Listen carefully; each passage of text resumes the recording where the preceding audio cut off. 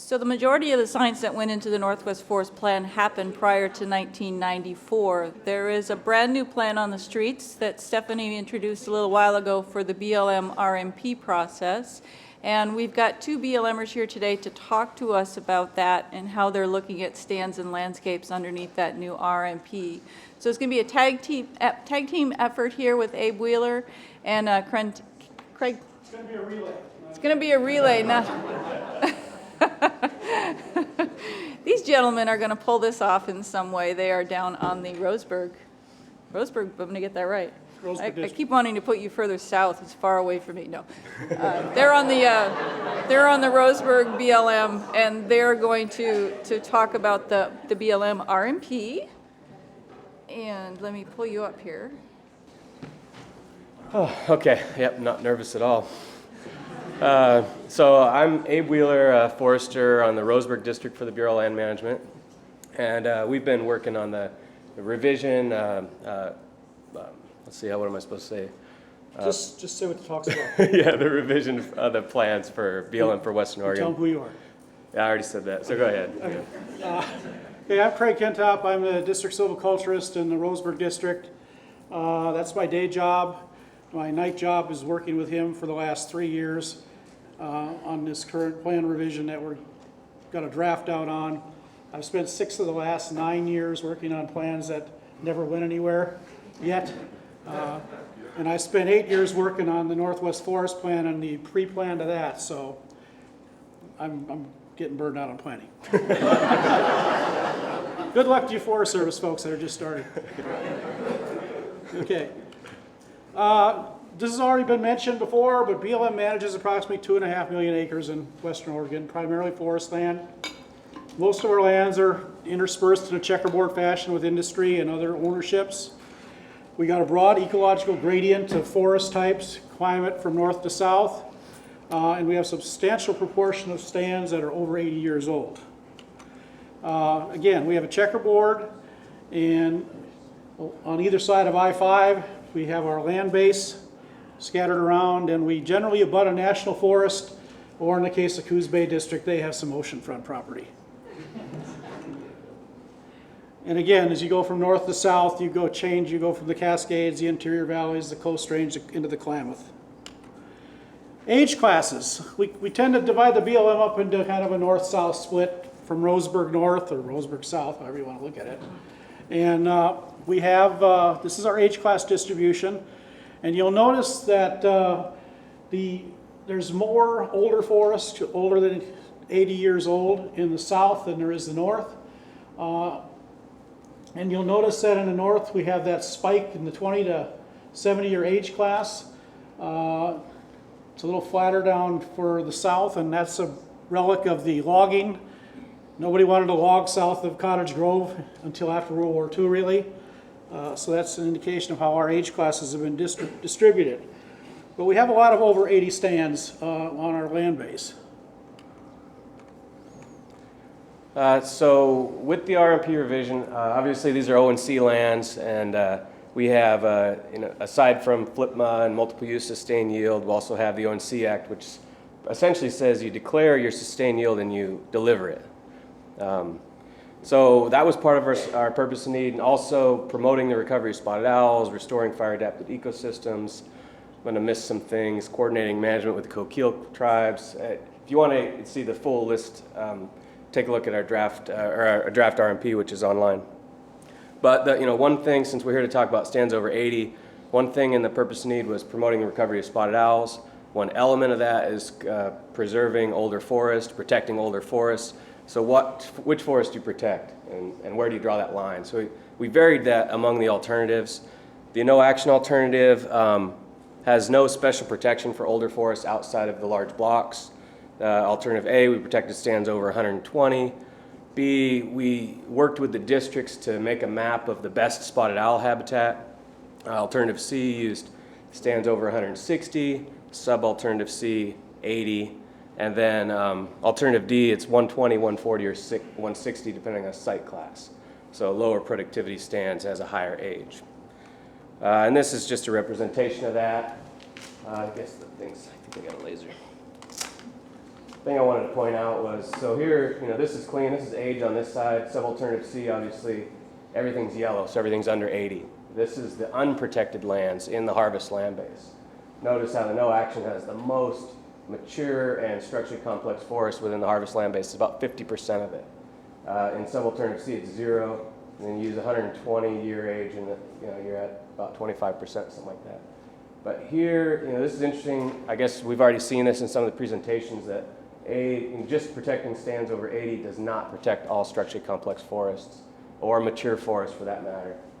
Another thing I wanted to note is that a lot of these, I think 70% of these forests in alternative B are in the dry forest. And we'll talk a little bit about how the dry forests are distinguished and managed differently from the moist forest too.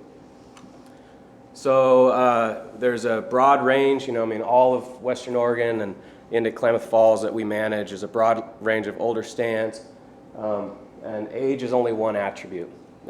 Structure is a better metric to use, and getting statistics around the structure and where those stands are is very difficult. One of the issues is we don't have inventories on every stand. So Yeah. we do a lot of speculation. Yeah, and we know which stands are which age, but this is all done by statistics and imputation and things, so we don't necessarily know where all those stands are. And then one element I just wanted to point out, Norman Jerry talked about ecological forestry, protect older stands in moist forest, protect older trees in dry forest. This is just one way we get at protecting those older components, the structural components in older forests, where we're protecting shade-intolerant trees established prior to 1850. And this applies in all the action alternatives in the dry forest LSRs, and the uneven age timber area, and the owl habitat timber area, which only is in alternative D. Not only do we protect them, but we release them and try to keep them on the landscape. Okay, so here's the obligatory pictures of some stands that are between over 80. This is one of my favorite stands that I tried to cut for years. Now it's over 80 in the LSR. It was 60 when I started lusting after it. Anyway, it looks similar to some 50-year-old stand, some 60-year-old, some 70-year-old. Another one, this is 110 years old. This is the same stand after we thinned it. No, and I didn't cross Sinai with Moses, but I knew some people who did. 130, 140. Abe Wheeler hugging an old growth tree. Foresters do hug a lot of trees. Usually we're measuring them for death. No. Sorry. Another 200 plus. So again, we have that range. Mm-hmm. So for this planning process, we looked at a range of silvicultural systems that we could apply that included treatment on stands that were over 80 years old. And as Abe pointed out, the maximum age is affected, and any alternative depends on the land use objectives and the definition of the older stands. So we've got the usual suspects that we looked at. We've got the even-aged, clear-cut approach. We've got a two-aged approach with a low retention and a moderate retention level of legacies, and two flavors of an even-age management. One with an owl habitat emphasis and also timber, and one for forest resistance, resiliency, fire, and disease. So again, just graphically, here's the range of things we considered. Yeah, so here I'll talk a little bit about intensity of management. So these are, obviously the text is a little bit too small, but it's ranged from the most intensive treatments at the top. This is clear cutting. No retention trees left, and we're evaluating that. Next one down is variable retention regeneration harvest with 5 to 15% base layer retention. The next one down is 15 to 30% basal area retention. And then we have uneven age management for dry forest, fire and resiliency. And then uneven age management for owl habitat is the green there. The bottom two are management and reserves. So with one being active management, one being passive management. So it's in my mind, it's a full spectrum of options that we have silviculturally to manage these stands. And then this is the contribution to a sustained yield amount that you would get based on our modeling. The contribution to sustained yield by intensity. So the more intensive you manage, the more board feet per acre per year that piece of ground will produce. The less intensive you manage on the right, the less that acre will produce board feet per acre per year.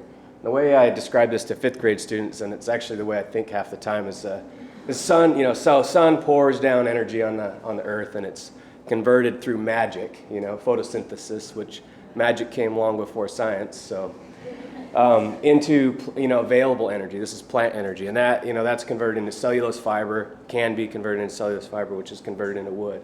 So we have a choice as to how much of that sun's energy do we capture and convert into wood, and how much of that's available to harvest.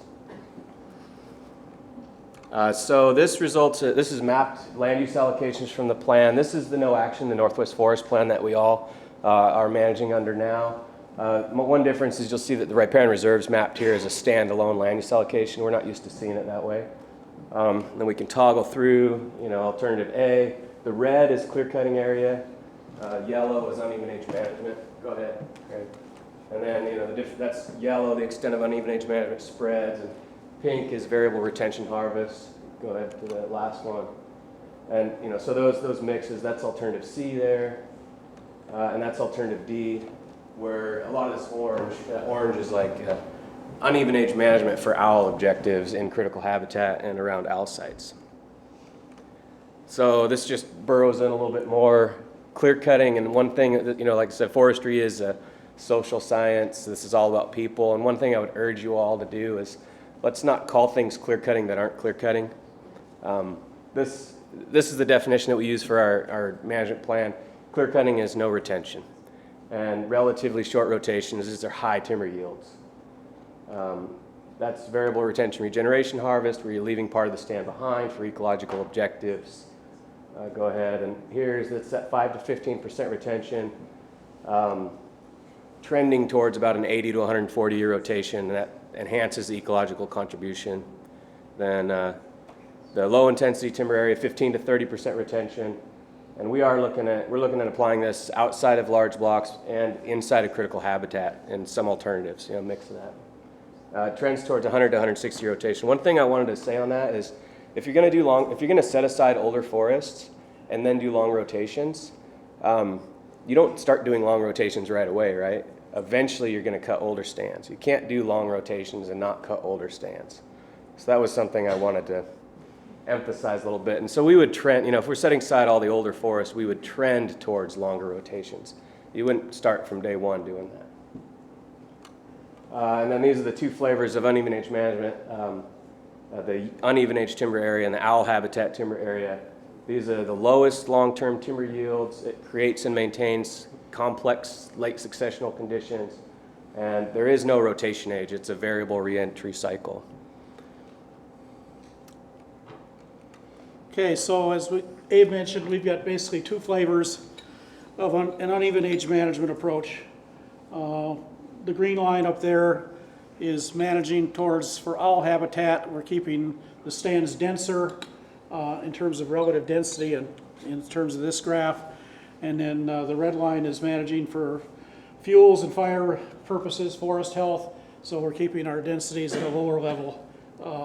And what you're seeing there is a cutting cycle of around 40 years or so, 40 or 50 years. So when we talk about the uneven age management in this plan, we're actually talking about a modified uneven age. So foresters classically think of an uneven age system as every tree at some point gets cut and goes to a mill. That's the European style. What we're talking about here in modified is a portion of the stand is going to be retained. Permanently might be the wrong term to use, but indefinitely for a long period of time. Emphasize this will be aggregates, this will be dispersed trees, but there'll be permanent retention functions, and the amount that's retained will depend on the objective, owls or fire, and what the stand provides as an opportunity. And that retention can be in blocks or even individual trees. It could be permanently retained as you're managing the rest of the stand around them. This is just an example of An uneven aged approach, where you start with a 100-year-old stand, the numbers aren't all that important, but you can see the different colors represent different treatments. The orange is patch cutting or group selections at different points in time. There'll be opportunities for a number of intermediate thinnings during the cycles for any one of these little groups. So you've divided, in this case, the stand is divided up into 4 pieces, and not necessarily contiguous pieces, but the acreage is assigned so that you're managing essentially 4 different prescription sequences over time. And our hypothesis is that this will develop good owl habitat. It'll also, in the dry forest, provide discontinuity sufficient to give some fire resiliency and resistance. So we're looking at, again, thinnings, group selections of different types, varying size and shape, and the objectives, basically, I just mentioned, including timber production and late successional habitat.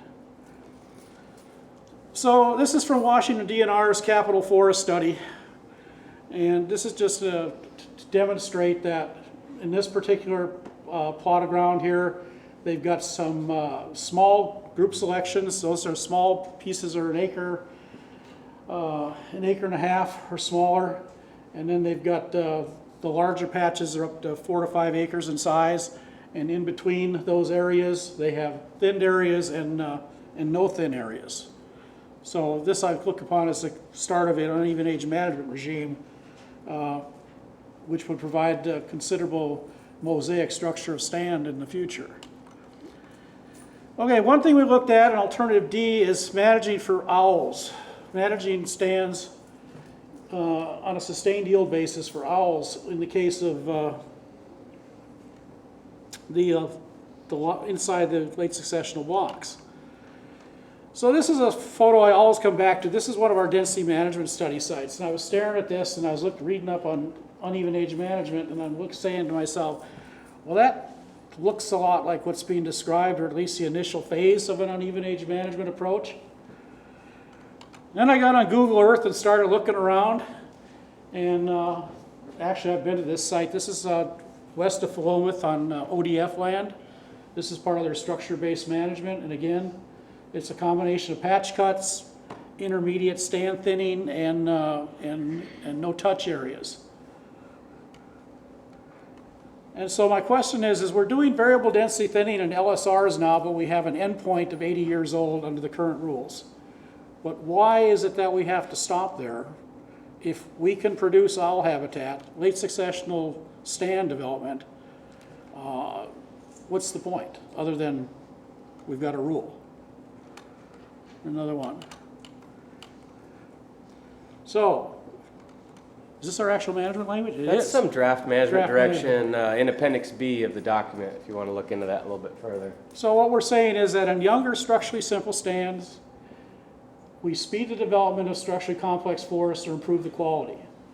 And our treatment, as applied, will not preclude or delay by 20 years or more the development of northern spotted owl nesting roosting habitat in the stand or adjacent stands. This is something we came up with working with our wildlife biologist on the ID team. He thought that the 20 years was a good threshold to use. Yeah, notice that it's not just speed the development of, period. It's you speed the development of or improve the quality of it. So you may knock it back a little bit to get grow some nest trees or something like that. But because just hitting that 80-year mark isn't necessarily the best owl habitat that stand could be. And then once these stands develop into nesting roosting habitat, the idea is to maintain them, but that doesn't mean we have to stay out of them from a timber harvest standpoint. The way we've defined maintenance, or he's defined maintenance, is we can come back into these stands that we have created from dispersal and nesting roosting and continue on this uneven age approach and still maintain the habitat sufficiently for owls. Yeah, so I was supposed to talk about that. So this is really taking the long view. You look at forest management and we're always like, what do we do this year? What do we do next year? What do we do for the life of the plan the next 10 years? And On the O&C lands, we don't have the luxury of just looking at 10 years. What we're mandated to do is look at sustained yield, sustained for the long run.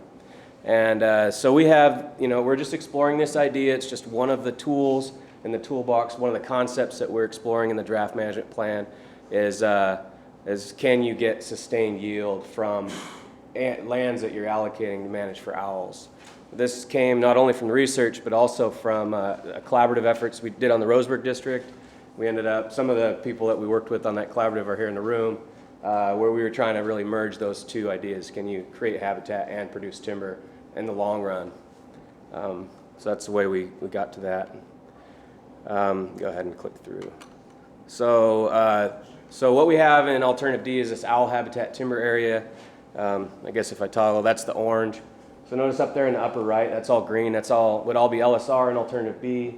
And Alternative D, those are younger stands that would be, that would be managed to produce and maintain owl habitat. But you wouldn't have an age limit. You'd continue to manage those for hundreds of years and maintain them as owl habitat. And only by doing that can that square that timber volume, can that be called sustainable timber volume? Because thinning, we say, well, the thinning only approach is not sustainable. And I've always questioned that. It's like, well, thinning only is not sustainable, but our timber inventory is growing and growing and growing. There's a huge amount of wood on the land, more wood than there's ever been. How is this not sustainable? And the only reason it's not sustainable is because we don't have a long-term view. You haven't looked at what do you do next, and what do you do in 50, 100, 200 years. And so that's what we've added here. And then this was just looking at structure. We modeled this out hundreds of years, look at the structures that would be provided. The green on the left, it's like current condition, and then this is like 200 years out. So how much of this is mature multiple canopy or structurally complex forest, and which tends to be highly, what our wildlife biologist said, this is strongly selected for by northern spotted owls. And all this shows is that there's very little difference in the way that we manage the LSRs and how effective they are at producing this kind of habitat, and that this concept of doing uneven age management in the long run is highly effective at creating stands with that kind of structure. Yeah. And then, so this is just an example from Alternative B, where we're looking at LSR management in the moist forest as different from LSR management in the dry forest in Alternative B, where in the moist forest you might thin once, thin twice, the stand hits 80 or 100 or 120 and you walk away from it. And then you let it go down past natural successional pathways. And when you do that, your timber harvest volume and acres decline to zero by 50, 60, 70 years out, which is the same thing Umpqua's seeing, same thing Willamette's seeing. In the dry forest, one thing we looked at was like, let's reduce stand densities, and then what happens in 4 or 5 decades? They're dense again. And we have a requirement, or the purpose and need says restore fire-adapted ecosystems, which means maintain some of these stands in a lower density condition. You can't just treat them once and have them stay low density forever. You'd have to keep coming back and reducing stand densities every 20, 30, 40, 50 years, coming back and re-entering those stands. And so without that age limit, the acres treated and the volume produced from those lands is pretty well sustainable over time. And so this is, the lesson from that is strict age limits. If you're protecting every stand and every tree that ever becomes over 80, your harvest goes to zero. There's no way around it. And the only way that you can have a sustained yield from any lands is to eventually cut older trees. So, in summary, go ahead. We tested a variety of approaches to look at how we would protect and manage structurally complex forests using a variety of silviculture systems. We found that stand age is more reliable in our moist northern districts than it is in the south. It's a lot messier in the drier forest. And that strict age limits preclude long-term sustained yield production. Yeah, and I didn't want that misinterpreted. We can protect current old trees, but if you take the leap and you say we're going to protect all trees that ever become old, that's when you say, well, that's not a sustainable approach. So, just to clarify. And was there more? Yeah. Oh, okay, yeah, we are in the public comment period on the draft RMP, and that comment period goes through July 23rd, and we really want as much input as we can. I mean, it's a draft. We know it's imperfect. We want to fix it and make it a great final product. And you can submit your comments either here or hard mail or email. And at 1,500 pages, it's a great read to your kids at night who have trouble sleeping. They'll be out in 30 seconds.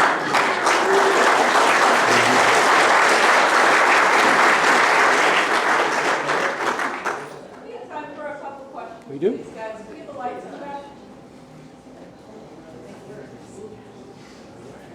Go ahead. Okay. You described some of this as a hypothesis. I was wondering whether you've been able to use the adaptive management areas that you've had available for 20 years to test hypotheses, whether those have proven useful in testing any of these hypotheses before you implement them throughout 2.5 million acres of western Oregon.